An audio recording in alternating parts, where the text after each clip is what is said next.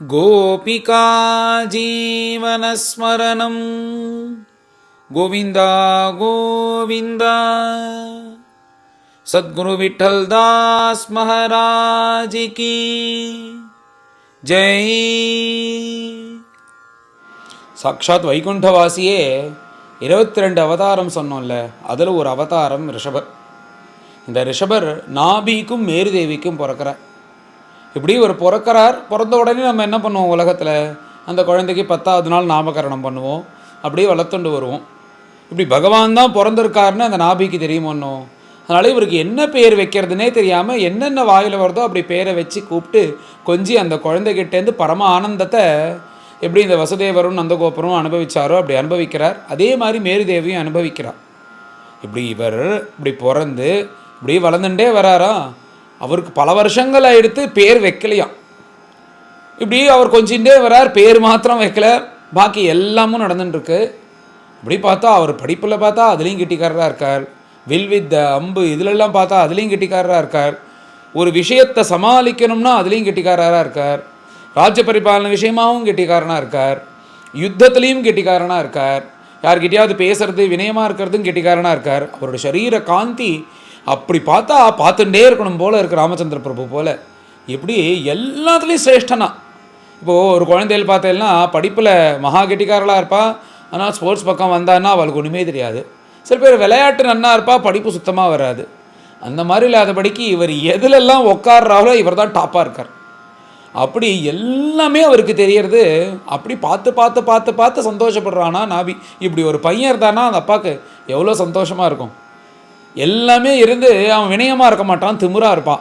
அதுவும் இல்லாமல் பரம வினயமாக இருக்காரான் ராமச்சந்திரமூர்த்தி போல். இத்தனையும் இருந்தால் கூட நல்லவனாக இருக்க மாட்டான், கெட்டவனாக இருப்பான்.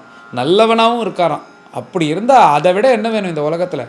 இந்த அங்கன் சொல்லும்போது கெட்ட புத்திரன் இருக்கிறதுனால பிள்ளையே இல்லாமல் இருக்கிறது தான் உலகத்தில் ஒஸ்தின்னு. ஏன்னா அப்படி ஒரு புத்திரன் பிறந்ததுனால அப்படி சொல்லிட்டு அவர் கிளம்பினார். இங்கே நாபிக்கு என்னென்னா நேர் மாறுதல். எல்லாம் இவர் இந்த பையன் யாருன்னா இவர் தான் நாபியோட பையன்னா, இந்த நாபி போனால் ரிஷபனுடைய அப்பான்னு இன்ட்ரடியூஸ் பண்ண அளவிற்கு இவர் அப்படி ராமச்சந்திரமூர்த்தி மாதிரி அப்படி இருக்காரா. இப்படி இருக்கிற அந்த பையனை பார்த்து அவர் ரொம்ப சந்தோஷப்பட்டு அவருக்கு அப்பாவுக்கு கொடுக்க வேண்டிய அத்தனை சௌக்கியத்தையும் அத்தனை ஆனந்தத்தையும் கொடுக்கார். அவர் வைகுண்டவாசி தானே, கொடுத்து இப்படி அவர் சிரேஷ்டமாக இருக்கும்போது ஒரு 15-16 வயசு நல்ல யுவாவாக ஆனதுக்கப்புறம் அவருக்கு பேர் வைக்கணும்னு தோன்றதான் அந்த நாபிக்கு. என்னென்னா யோசித்து பார்த்தாராம், ரிஷபன்னு வெப்பம்னு அதுலேருந்து எல்லாரும் ரிஷபன்னு கூப்பிடணுன்ட்டாலாம். ஏன்னா ரிஷபன்னா என்ன அர்த்தம்னா எல்லா விஷயத்துலையும் சிரேஷ்டனாக இருக்கக்கூடியவனுக்கு ரிஷபன்னு பேர். பொதுவாக அது ரிஷபம்னா நம்ம காளைன்னு சொல்லுவோம், காளமாடை ரிஷபம்னு சொல்லுவோம். ஏன் அப்படி சொல்கிறோன்னா, அந்த காளமாடு 1000 பசுமாடு இருந்தாலும் நடுப்புற நின்னா அது காளமாடுன்னு தெரியும், கம்பீரமாக இருக்கும். அப்படி சிரேஷ்டமாக இருக்கிறதுனால அதுக்கு ரிஷபம்னு பேர். இந்த மாதிரி இவர் எல்லா விஷயத்துலையும் சிரேஷ்டனாக இருக்கிறதுனால இவருக்கு ரிஷபன் அப்படின்னு அப்போ தான் பேர் வைக்கிறார். அப்படி ரிஷபன்னு பேரை சூட்டுண்டு இவர் சித்தமாக இருக்கார் இப்போது எல்லாத்துக்கும் பண்ணுறதுக்கு. இப்போ இவர் என்ன பண்ணார்னா, இப்படி தன் குழந்தையாகவே தான் நாபி பார்த்துன்னு இருக்கார். அப்படி ராஜ்ய பரிபாலனம் பண்ணக்கூடிய யோக்கியத்தை வந்த அந்த ரிஷபனுக்கு பட்டாபிஷேகமும் பண்ணி வச்சுட்டார். ஆனால் இப்போ கொஞ்ச நாள் கூடவே இருந்து பார்க்குறாரான் தன் குழந்தை எப்படி ராஜ்ய பரிபாலனம் பண்ணுறான். அப்படி அத்தியுதமாக ராஜ்ய பரிபாலனம் பண்ணும்போது இந்த ரிஷபர் ராஜ்ய பரிபாலனம் பண்ணும்போது என்னாச்சுன்னா, இந்த பூலோகத்தில் இருக்கிற ராஜாக்கள் அசூயப்படுறது ஆச்சரியம் இல்லை, தேவலோகத்தில் இருக்கிற மகேந்திரன் அசூயப்படுறானா. இந்த இந்திரன் என்ன எல்லாம் பகவான்னு தெரிஞ்சுட்டே விவகாரம் வச்சுக்கிறான் எல்லா விஷயத்துலையும். இப்போ இதே மாதிரி இவர்கிட்டையும் விவகாரம் வச்சுக்க போகிறான் இந்திரன். அது பகவானுடைய மாயபலம் இருக்குது. நேராக பார்த்தா இந்த ரிஷபரை பார்த்தான், என்னடா இவன் இப்படி ராஜ்ய பரிபாலனம் பண்ணுறான், நம்ம சொர்க்கம் தரித்திரமாக எடுத்து இவனுடைய ராஜ்ய பரிபாலனத்தில். அதனால் இவன் ராஜ்யத்தில் சுபிக்ஷமாக இருக்கிற ராஜ்யத்தில் துர்பிக்ஷம் வர கிடவுது அப்படின்றதுக்காக மழை பெய்யாமல் பண்ணுறான். ஒன்று மழை கொட்டுன்னு கொட்ட வைப்பான், இல்லைன்னா மழை பெய்யாமல் பண்ணுவான். இது ஒண்டி தான் பண்ணணும், இது ரெண்டும் அவனால் பண்ண முடியும். இப்படி மழை பெய்யலைன்னு உடனே எல்லாரும் கஷ்டப்பட ஆரம்பிக்கிறா. அப்போ தான் ஆரம்பிக்கிறா. அப்படின்னும் போது ரிஷபர் பார்க்குறாராம். உடனே போய் இந்திரன்ட்ட போய், தேவேந்திரா என்னை மன்னிச்சுக்கோ, நான் இப்படிலாம் பண்ணிட்டு இருக்கேன், நீ அசூயப்படலாமா என்னை பார்த்து, நான் சாதாரண மனுஷன், நீ மழை பெய்ய இப்படிலாம் கெஞ்சுவான், நம்ம மழை பெய்ய வைப்போன்னு இப்படி எதிர்பார்த்துட்டு இருக்கும்போது அந்த இந்திரனை பார்த்து ஒரு சிரிப்பை சிரிச்சுட்டு, இவர் தன் யோக மகிமையினால இப்படி ஆகாசத்தை பார்க்குறாரான், இருண்ட மேகம் வருது, மழை பெய்கிறது. என்னடா இது? அதுதான் பகவான் அப்படி வச்சிருக்கார். அந்த தபஸ்னால எதை வேணாலும் சாத்தியம், அப்படி பகவான் வச்சிருக்கார். தேவர்களே கண்ட்ரோல் பண்ண முடியாது இந்த தபஸ்னால. அப்படி தன் தபஸ்னால மழை வர வச்சு இப்படி எல்லோருக்கும் மழை வந்தோடனே சுபிக்ஷமாக அப்படி நாடு மாறின உடனே பார்த்தான் இந்திரன், இவர் கூடலாம் போய் சண்டை போடக்கூடாது, சண்டை போட்டு ஜெயிக்க முடியாதுன்னு உடனே எல்லாரும் என்ன பண்ணுவா, ஒன்று சண்டை போடுவா, சண்டை போட்டு ஜெயிக்க முடியலன்னா இவனுக்கு சத்ருவாக இருந்தால் நம்மளுக்கு ஆபத்துன்னு அவன் தோளில் கை போட்டு ஃப்ரெண்டாக மாறிடுவா. அந்த மாதிரி இவன் என்ன பண்ணுறான்னா, அந்த ரிஷபருக்கு தன்னுடைய அழகான ஒரு பெண்ணு ஒத்தி இருக்காலாம், அவளுக்கு ஜெயந்தின்னு பேர். அந்த ஜெயந்தியை அழைச்சின்னு வந்துட்டாராம். அப்படியே கேட்கலாம் இல்லையா, நேராக அழைச்சின்னு வந்து நாபியும் மேருதேவியும் அங்கே இருக்காலாம். இந்த ரிஷபர் முன்னாடி அழைச்சின்னு வந்து, என் பெண் இருக்கா, இவளை வந்து ரிஷபருக்கு கல்யாணம் பண்ணி வைக்கணும்னு இந்த நாபிகிட்டையும் மேருதேவிக்கிட்டையும் வந்து கேட்குறா. அப்படி கேட்ட உடனே ரிஷபருக்கும் சந்தோஷம்தான். அப்படி நாபியும் மேருதேவியும் ஆசீர்வாதத்தோட இந்த ரிஷபருடைய விவாகம் அந்த ஜெயந்தியோடு நடக்கிறது. இப்படி அத்தியுதமாக ராஜ்ய பரிபாலனம் பண்ணிட்டு இருக்கார் அந்த ரிஷபதேவர். இப்படி ராஜ்ய பரிபாலனம் பண்ணிகிட்டே இருக்கும்போது மகான்கள்லாம் அப்படி தானே, அந்த சமயம் வரும்போது கிளம்பிடுவாளோன்னு இவருக்கு தோன்றதான். இப்படி நம்ம பார்க்கும்போது இந்த ரிஷபனை புத்திரனாகவே பார்த்து நாம் ஏமாந்து போகிறோம், அதனால் மேலே தபஸ் பண்ணி பகவானை அடையணும் அப்படின்றதுக்காக அந்த ரிஷபர்கிட்ட விடை பெற்றுக்கொண்டு அந்த மேருதேவியும் அழிச்சுட்டு நேராக பதரிகாசிரமம் போகிறார் அந்த நாபி. அங்கே போய் பகவத் தியானம் பண்ணி அவர் பகவானுடைய திருவடி அடைந்தார் அப்படின்றது நாபியோட கதை. இங்கே மேலே இந்த ரிஷபர் ராஜ்ய பரிபாலனம் பண்ணுறாராம். அப்படி ஒரு ராஜ்ய பரிபாலனம் அத்தியுதமாக பண்ணுறார். இந்திரனுடைய குமாரியாக இருக்கக்கூடிய ஜெயந்தியோடு சேர்ந்து இந்த ரிஷபர் குடும்பம் நடத்துகிறார். அப்படி நடக்கும்போது 100 புத்திரர்கள் யோக மகிமையினால் பிறக்கிறார்கள். அதில் பரதன் முதலிய புத்திரர்கள் அப்படின்னு சொல்கிறார். இந்த ரிஷபருடைய புத்திரனாக இருக்கக்கூடிய இந்த பரதன் இந்த பூமியை, இந்த ஒரு பிரதேசத்தை ராஜ்ய பரிபாலனம் பண்ணதுனால தான் அஜனாபம்னு இருக்கிற இந்த தேசத்துக்கு பாரதம் அப்படின்ற பெயர் இந்த பரதராஜானால் வந்தது அப்படின்னு வர்ணிக்கிறார். இவர் வந்து பின்னாடி ஒரு உபதேசம் பண்ண போகிறார். அந்த உபதேசம் கேட்ட மாத்திரத்தில் என்ன ஆச்சுன்னா, இந்த கவிர் ஹரிஹி அந்தரிக்ஷன் பிரவர்தர் பிப்பலாயரன் ஆவிர்ஹோத்ரர் துருமினர் சமசர் கரபாஜனர்னு 9 பேர்கள் இவர்கள் நவ யோகிகளாக மாறிட்டா. அவள் சொல்லிட்டா, இந்த உபதேசம் கேட்டு இதுக்கு மேலே நாங்கள் ஜெகத் சிருஷ்டி, இந்த கல்யாணம் இதிலெல்லாம் ஈடுபட மாட்டோம், ஹரிஷரணம்னு கிளம்புறா. இவளுடைய கதை பின்னாடி வருது. இப்படி 9 பேர்கள் கிளம்பிடுறார்கள். பாக்கி 91 பேர், அதில் பரதன் முதலிய 10 பேர் ஒண்டி தான் ராஜ்ய பரிபாலனம் பண்ணுறார்கள். பாக்கி 81 பேர் வந்து அவர்கள் என்னென்னா இந்த உபதேசம் கேட்ட மாத்திரத்தில் பிராமண தர்மம்னு யாக யஜ்ஞத்தை அவலம்பித்து நாங்கள் மேலே தபஸ் பண்ணி பகவான் அடைய போகிறோம், எங்களுக்கு இந்த ராஜ்ய பரிபாலனம் இந்த விஷயங்கள்லாம் எதுவும் வேண்டான்னு அந்த 81 பேரும் கிளம்பிட்டா. இப்போ அந்த 81 பேர் அவள் பிராமண தர்மத்தை அவலம்பித்து யாக யஜ்ஞம் பண்ணி நாங்கள் பகவான் அடையிறோன்னு அவள் கிளம்பிட்டா. இந்த 9 பேர் சந்நியாசம் வாங்கிட்டு இவர்கள் கிளம்பிட்டா. இப்போ இந்த 90 பேர் கிளம்பினதுக்கப்புறம் பரதன் முதலிய 10 பேர்கள் இருக்கா. இவர்களும் அந்த உபதேசம் கேட்டு இவர்களுக்கும் வைராக்கியம் ஞானமானது உண்டாச்சு. ஆனாலும் கடமைக்காக இவர்கள் மேலே இந்த ரிஷபர் கிளம்பினதுக்கப்புறம் இந்த நம்ம இருக்கிற இந்த அஜனாபம் என்ற பாரத தேசத்தை 10ஆக பிரித்து இவர்கள் ராஜ்ய பரிபாலனம் பண்ணுறார்கள் அப்படின்றது இவர்களுடைய கதை. இப்படி அந்த புத்திரர்கள் அவர் உபதேசம் கேட்ட மாத்திரத்தில் இப்படி ஆயிட்டான்னு இதெல்லாம் சொல்லி மேலே அவர் ராஜ்ய பரிபாலனம் பண்ணுறத சொல்கிறார். அப்படி ஒரு ராஜ்ய பரிபாலனம் தர்மத்தக எப்படி சொல்லியிருக்கோ, ஒரு உண்மையான ராஜா எப்படி இருக்கணும், தனக்கு வேண்டிவா வேண்டாதவான்னு எல்லாருக்கும் ஒரே தர்மத்தோடு இருந்துட்டு அப்படி ஒரு ராஜ்ய பரிபாலனம் பண்ணி எல்லோருக்கும் அனுகிரகம் பண்ண அவர் அப்படி பண்ணும்போது லோகமே சுபிக்ஷமாக இருந்து வேதத்தில் எந்தெந்த மாதிரிலாம் தர்மம் சொல்லியிருக்கோம். ஏன்னா அந்த காலத்தில் வேதத்தில் என்ன சொல்லியிருக்குன்னா, அப்படி பிறந்தவன் 100 யாகமாவது பண்ணணும் அப்படின்னு சொல்லியிருக்கான், ஆயுசு ஜாஸ்தி இருக்கிறதுனால. அந்த மாதிரி 100 யாகம் பண்ணி பகவத் ஆராதனம் பண்ணியிருக்கார். இந்த பிராச்சீன பர்கிஸ்னு ஒரு கதை வருதே, அவர் அதுக்கும் மேலே பண்ணார் போல இருக்குது. அதனால தான் வந்து நாரதர் தடுத்தார் போல இருக்குது. இப்போ வந்து இவர் 100 யாகம் பண்ணி பகவத் ஆராதனம் பண்ணி இப்படி ஜுவலிச்சுட்டு உத்தமமான ராஜ்ய பரிபாலனம் பண்ணிட்டு இருக்காரா அந்த ரிஷபர்.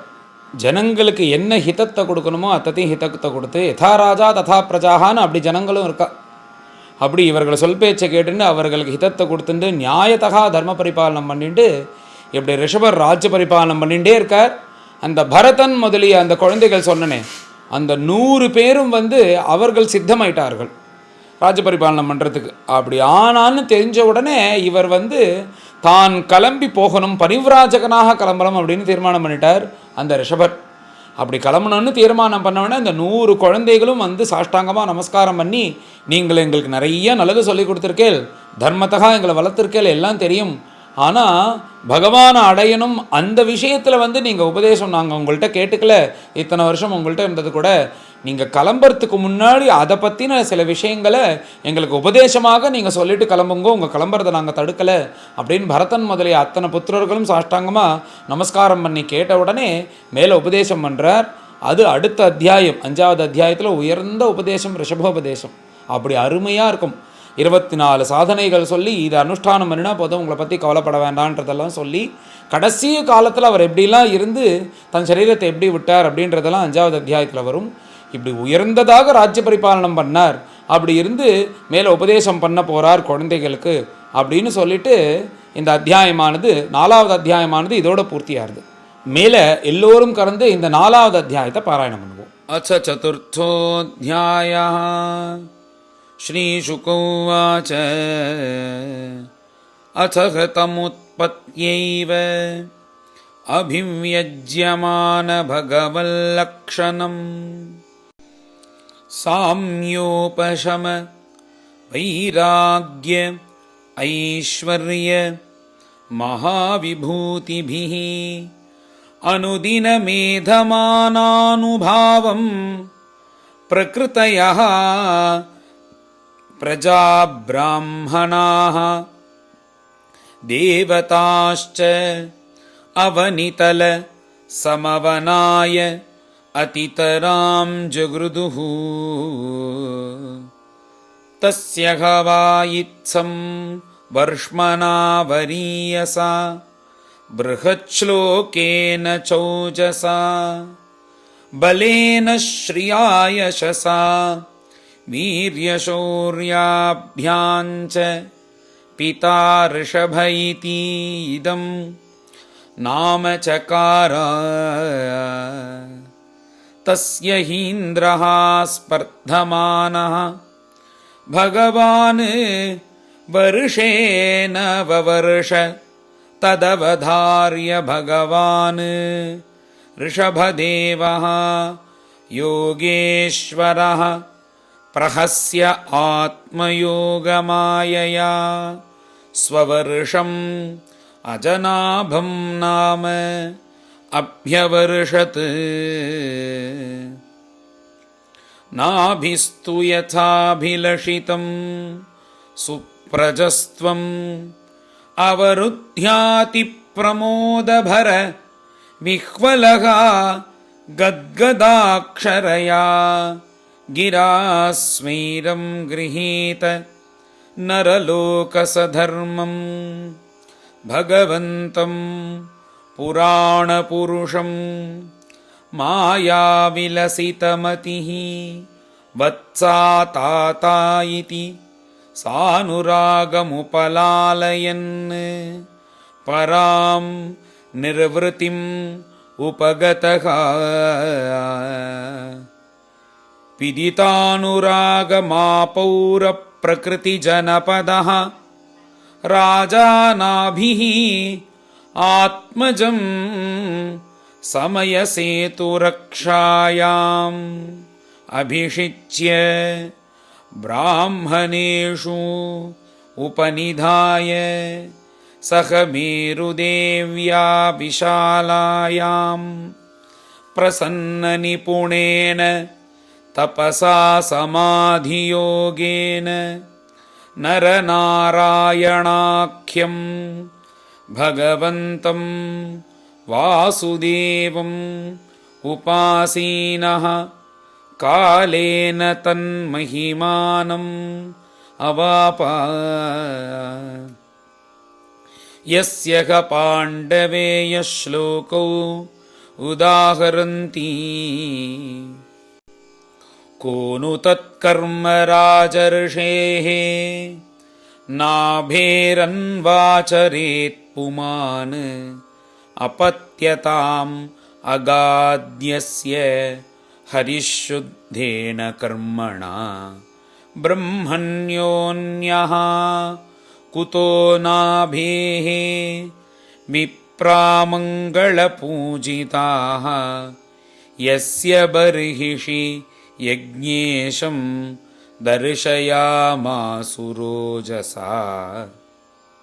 अतः भगवान् ऋषभदेवः स्ववर्षं कर्मक्षेत्रम् अनुमन्यमानः प्रदर्शितगुरुकुलवासः लब्धवरैः गुरुभिः अनुज्ञातः गृहमेधिनां धर्मान् अनुशिक्षमाणः जयन्त्याम् इन्द्रदत्तायाम् उभयलक्षणं कर्म समाम्नाय आम्नातम् अभियुञ्जन् आत्मजान् आत्मसमानानां शतं जनयामास।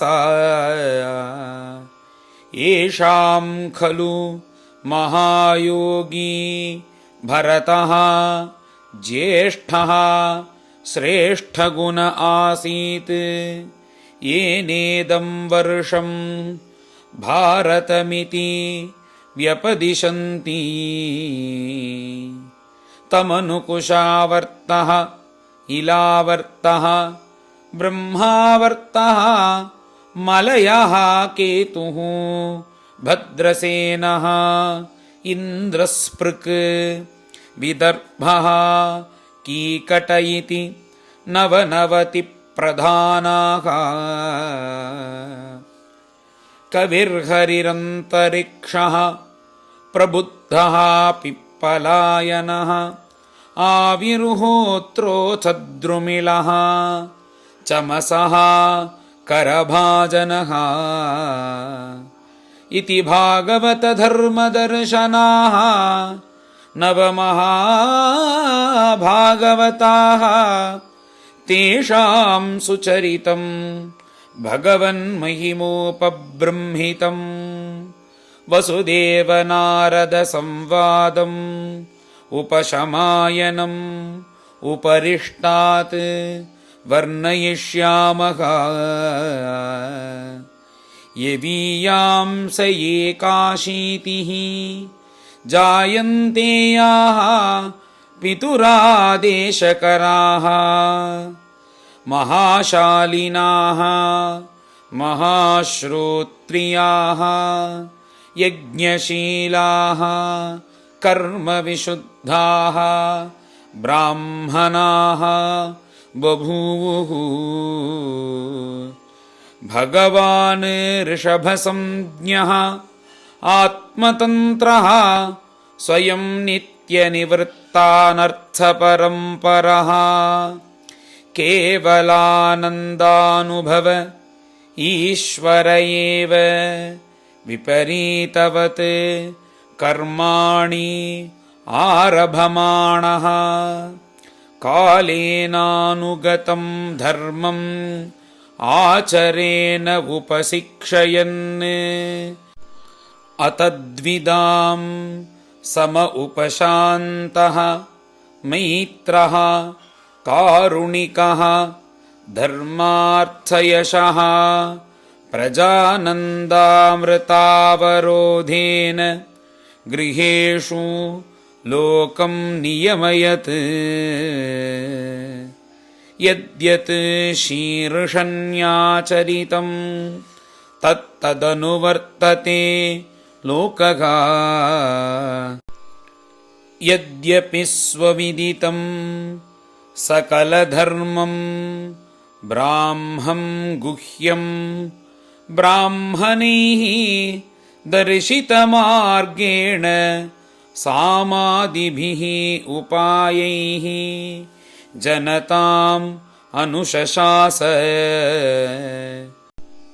द्रव्यदेशकालवयः श्रद्धर्त्विक् विविधोद्देशोपचितैः सर्वैरपि क्रतुभिः यथोपदेशं शतकृत्व इयाजा।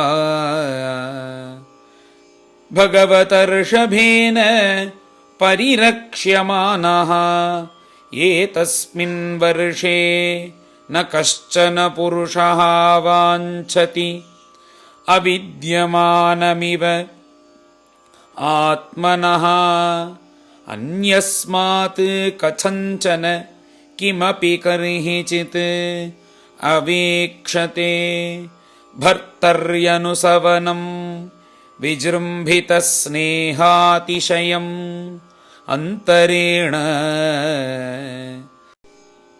स कदाचित् अटमानः भगवान् ऋषभः ब्रह्मावर्तब्रह्मर्षि प्रवरसभायां प्रजानां निशामयन्तीनाम् आत्मजान् अवहितात्मनः प्रश्रयप्रणयभर सुयन्त्रितानपि उपशिक्षयन् इति होवाच। श्रीहरये नमः। इति श्रीमद्भागवते महापुराणे पारमहंस्यां संहितायां पञ्चमस्कन्धे चतुर्थोऽध्यायः। गोपिका जीवनस्मरणं गोविन्द गोविन्द। सद्गुरु विठ्ठल दास महाराज की जय।